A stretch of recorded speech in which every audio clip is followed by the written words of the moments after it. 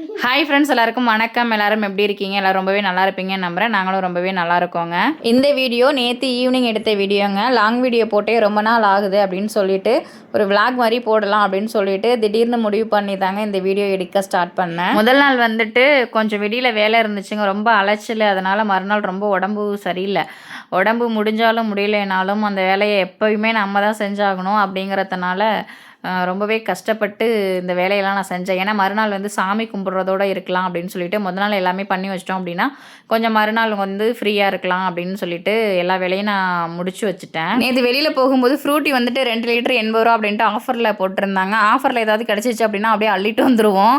2 litre அப்படின்றது எங்கள் வீட்டில் பொறுத்தவரையும் ஒரு 3 நாள் தாண்டதே வந்துட்டு ரொம்பவே கஷ்டம். ஏன்னா எங்கள் ஃபேமிலியே இந்த ஃப்ரூட்டி மாசா அதுக்கப்புறம் வந்து இந்த ஸ்லைஸ்லாம் வந்து ரொம்ப பிடிக்கும்.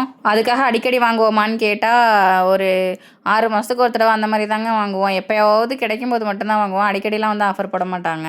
துணி வந்துட்டு ஒரு 2 நாள் துணி சேர்ந்துருச்சுங்க. அதுக்கப்புறம் முடியலன்ட்டு இன்றைக்கி போட்டேன்னா இன்றைக்கி 3 நாள் துணி. அதுக்கப்புறம் வந்துட்டு மறுநாள் சாமி கும்பிடும்போது சீக்கிரம் அந்த டயத்தில் போயிட்டு நம்ம துணி துவைச்சிட்டு இருக்க முடியாது. 4 நாள் துணி சேர்ந்துச்சு அப்படின்னா தாங்கவே தாங்காது. அப்படின்றதுனால கஷ்டமாக இருந்தாலும் பரவாயில்ல அப்படின்னு சொல்லிட்டு, ஏன்னா மிஷினில் இப்போலாம் நான் துணி போடுறது கிடையாது. வெயிட் லாஸ் பண்ணணும்னு சொல்லிட்டு கையால் துவைச்சேன். அது அப்படியே எனக்கு பிடிச்சிருச்சு. அதனால் கையாலேயே துவைச்சிக்கிட்டு இருக்கிறேன் எவ்வளோ கஷ்டமாக இருந்தாலும். ஆனால் இன்னும் கொஞ்சம் நாளில் மிஷினில் போடலான்ட்டு முடிவு பண்ணியிருக்கேன். அதுக்கப்புறம் வீடு எல்லாமே தொடச்சி விட்டுட்டு பூஜை பாத்திரம் மெயினாக விளக்குறது. இந்த பூஜை பாத்திரம்லாம் வாங்கும்போது அழகழகாக நல்லா தான் இருக்குது வாங்கும்போது. ஆனால் விளக்கும் போது தான் ரொம்ப கஷ்டமாக இருக்குது. ஏன்டா இவ்வளவு வாங்கணுங்கிற மாதிரி இருக்குது. விளக்குற வரையும் தாங்க அந்த கஷ்டம் இருக்கும். விளக்கி முடிச்சுட்டு அந்த பூஜை பாத்திரத்துக்கு பொட்டு வச்சு முடிக்கிறப்ப மனசுக்கு அவ்வளோ ஒரு திருப்தியாக இருக்கும். எனக்கு மட்டும்தான் அப்படி இருக்குமான்னு தெரில. பொட்டு எல்லாமே வச்சு முடிச்சுட்டு ரொம்ப நேரம் பார்த்து ரசிச்சுட்டு இருப்பேன். அழகாக இருக்குல்ல அப்படின்னு சொல்லிட்டு அந்த பொட்டு வச்சோன்னே ஏதோ ரொம்ப மங்களகரமாக இருக்க மாதிரி இருக்கும். எனக்கு ரொம்ப பிடிக்கும். பூஜை பாத்திரத்துக்கு எல்லாமே பொட்டு வச்சு முடிச்சதுக்கப்புறமா அதுக்கப்புறம் கதவுக்குலாம் மஞ்சள் குங்குமம்லாம் வச்சேங்க. இது வைக்கிறது எனக்கு பிடிக்கும். பட் இது நான் வச்சு கிட்டத்தட்ட 2 வருஷத்துக்கு மேலே இருக்கும். ஏன்னா நான் இது வச்சுட்டு ஒரு நிமிஷம் கூட அது இருக்காது. எங்கள் அப்பா வந்து கரெக்டாக இது எல்லாத்தையுமே அழைச்சி விட்டுட்டு போயிடுவான். அப்படிங்கிறதுனாலே நிறைய டைம் வச்சு பார்த்தேன், சரி வரல. அப்படிங்கிறதுனால அதை வைக்கிறதையே நான் விட்டுட்டேன். மேலே மட்டும் எட்டாவது தூரத்துக்கு மட்டும் வச்சுக்கிட்டு இருப்பேன். கீழே இன்றைக்கி தான் நான் வச்சுருக்கேன். இது வரையும் எதுவும் பண்ணலை. இதுக்கப்புறம் என்ன பண்ண போகிறான்னு தெரியல. நாளைக்கு வந்துட்டு சாமி கும்பிட்றதுக்கு பழம், அப்புறம் பூ, வெத்தலை பாக்கு இதெல்லாம் வாங்கிட்டு வர சொல்கிறதுக்காக என் மாமாட்ட லிஸ்ட்டு சொல்லிகிட்டு இருந்தாங்க. நான் சொல்கிறதுக்கு முன்னாடியே அவனுக்கு தேவையான பொருள் எல்லாமே ஃபஸ்ட்டு லிஸ்ட்டு சொல்லிக்கிட்டு இருக்காரு. எங்கள் மாமா வந்துட்டு கடைக்கு கிளம்பிட்டாங்க லிஸ்ட்டு எடுத்துக்கிட்டு. எப்போ வருவாங்கன்னு தெரில. நிறைய பொருள் இருக்கிறதுனால கொஞ்சம் லேட் ஆகும் போல இருக்குது. அதுக்கப்புறம் நான் ஸ்நாக்ஸ் செய்யலான்ட்டு முடிவு பண்ணேன். மசாலா பூரி தாங்க பண்ணேன். மசாலா வந்துட்டு ஏற்கனவே நான் பண்ணிட்டேன் அந்த பூரிக்கு உள்ளது. ஆனால் அந்த வீடியோ நான் எடுக்கலை.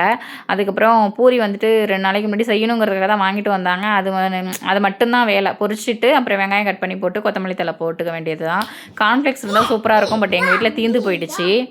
எங்கள் மாமா கடையிலேருந்து வந்ததுக்கு அப்புறம் தாங்க செஞ்சேன். ஏன்னா அவங்களுக்கு ஸ்நாக்ஸாக இருந்தாலும் சாப்பாடாக இருந்தாலும் சூடாக இருக்கணும். அதனால் வந்துட்டு அவங்க வந்ததுக்கப்புறம் செஞ்சுக்கலான்ட்டு அவங்க கடையிலேருந்து நான் சொன்ன பொருள் எல்லாமே வாங்கிட்டு வந்துட்டாங்க. இந்த பூ பார்த்திங்கன்னா 100 ரூபாயாங்க இந்த மல்லிப்பூ.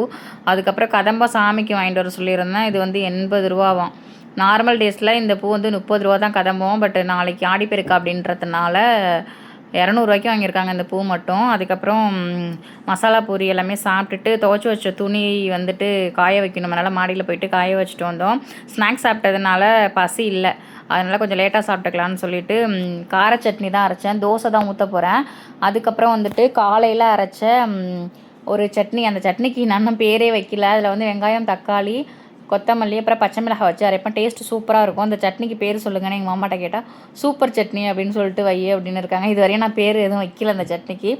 எங்கள் வீட்டில் இட்லி பொடி எப்போவுமே இருந்துக்கிட்டே இருக்குங்க. எங்கள் மாமாவுக்கு எத்தனை வகை சட்னி அரைச்சாலுமே கொஞ்சமாவது இட்லி பொடி வச்சு சாப்பிட்டா தான் அவங்களுக்கு திருப்திப்படும்.